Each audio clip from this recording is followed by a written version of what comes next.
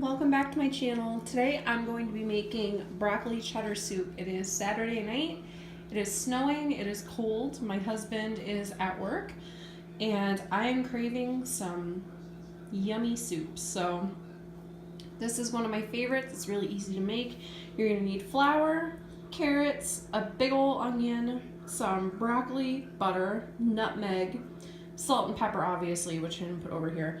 Need cheddar cheese, Parmesan cheese, and some sort of cooking stock. Today I have vegetables, so that's what I'm going to use. You can use chicken if you want to. So I'm going to get all of this prepped and then I'll come back when we start making it. Okay, so let's get this going here. I have a Dutch oven heating up right here. And to that I'm going to add 2 tablespoons of butter.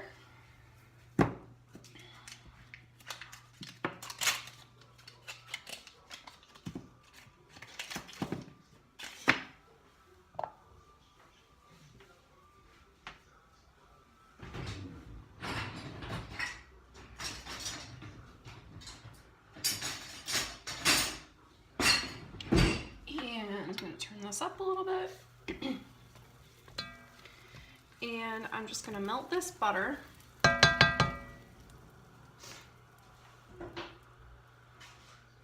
And dump in the onions. I like a lot of onion in this. I don't really like to give measurements for anything.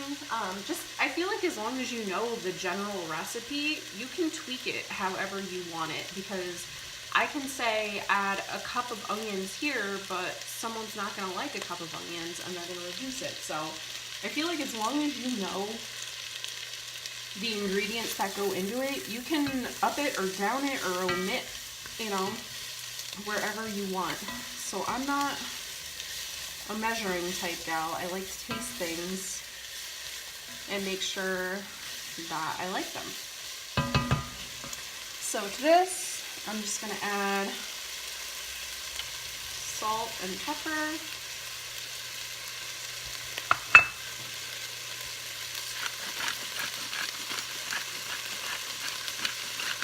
And we're just going to let these go until they are translucent.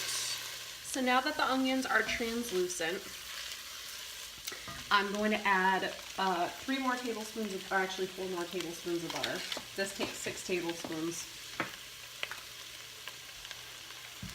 And when I used to make this, I used to be so silly and like, you know, make a roux in another pot and then stir it into this. And why do you have to do that when you can do it right in this pan with the onions? Kind of just want to move your onions to the side a little bit, and then we're going to make a roux right here.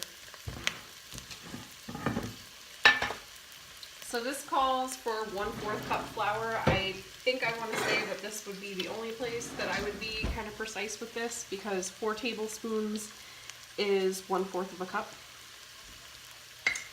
And you need an equal amount of flour and butter, or, you know, fat and flour to make a roux. So we're just going to let that go down here. Excuse me. And when I was listing the ingredients over on my kitchen island, I forgot to tell you that this also needs half and half.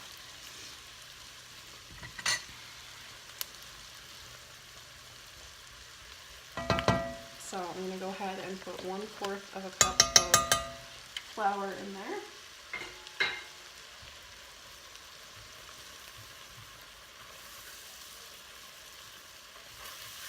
And I'm going to mix that in with my onions. It's not going to hurt anything.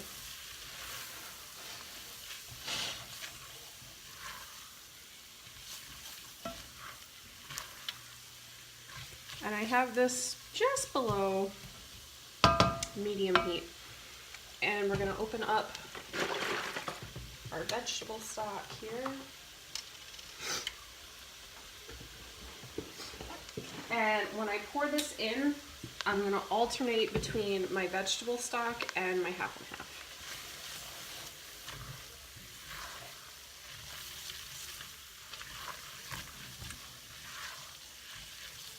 So you just want to cook the rawness out of the flour.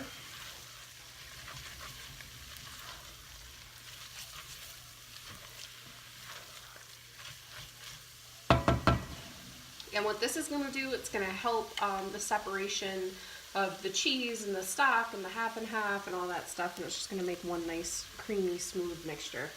So I'm going to start by adding in my veggie stock or your chicken stock, whatever you want to use.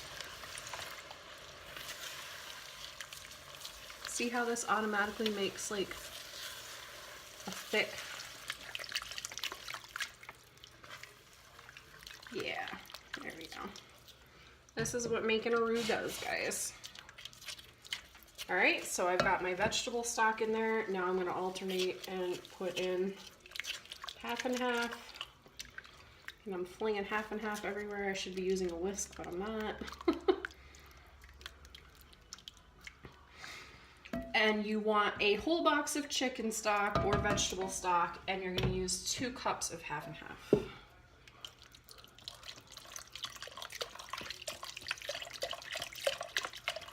All right, so I'm just gonna work on getting all this combined in, and we will come back after I let this simmer for 10 minutes.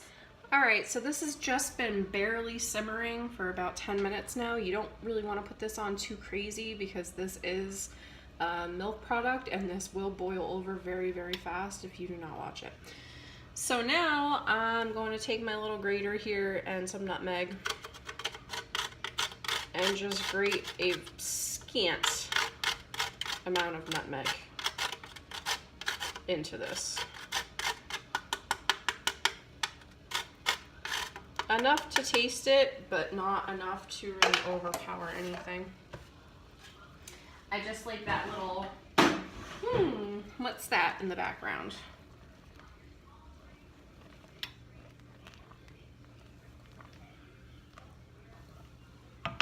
Okay, so that smells like broccoli cheddar soup now. So now,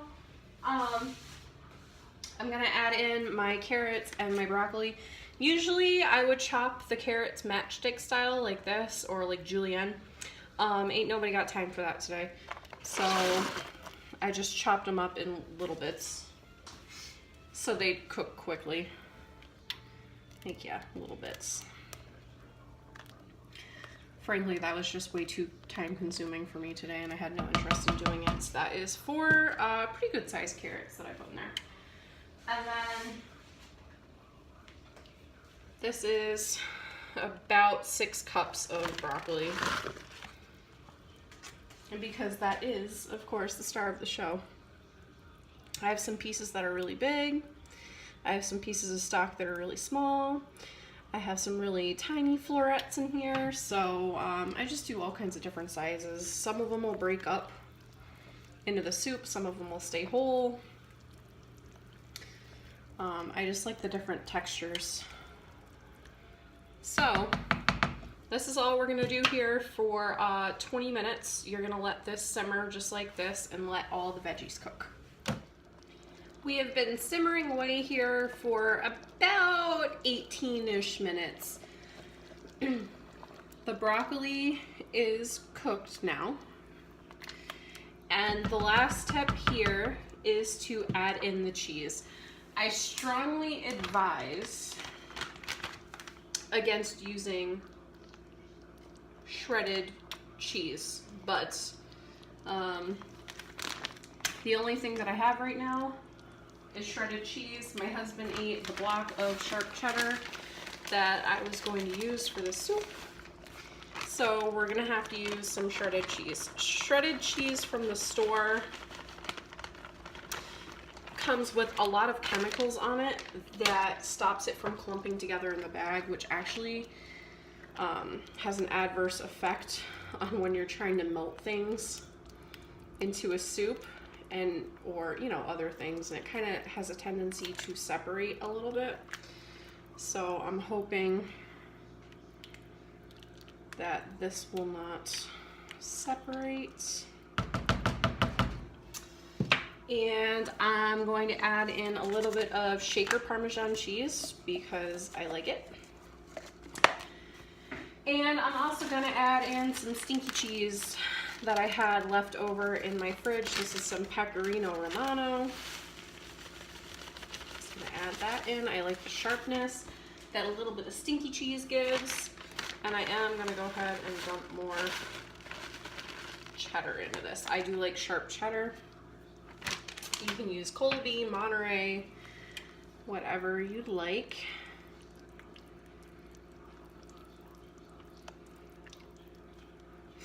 If you can get your hands on Cabot cheese cheddar shaker in your area, that is really fantastic in this. So that was the last addition into the soup. We're gonna let this simmer for 5 minutes and then it'll be ready to serve. The soup is finally finished. It smells so good in here. And I cannot wait to grab a bowl of this and sit on my couch and watch some trashy TV. So, let's plate some of this up. It's a really nice pale yellow cheddar color. And you have pops of orange and beautiful big green broccoli florets in there. And I'm gonna top it with just a little bit more cheese as I throw it on the floor. And that is it, guys. Delicious, simple broccoli cheddar soup. So I hope you guys give it a try. Thanks for watching.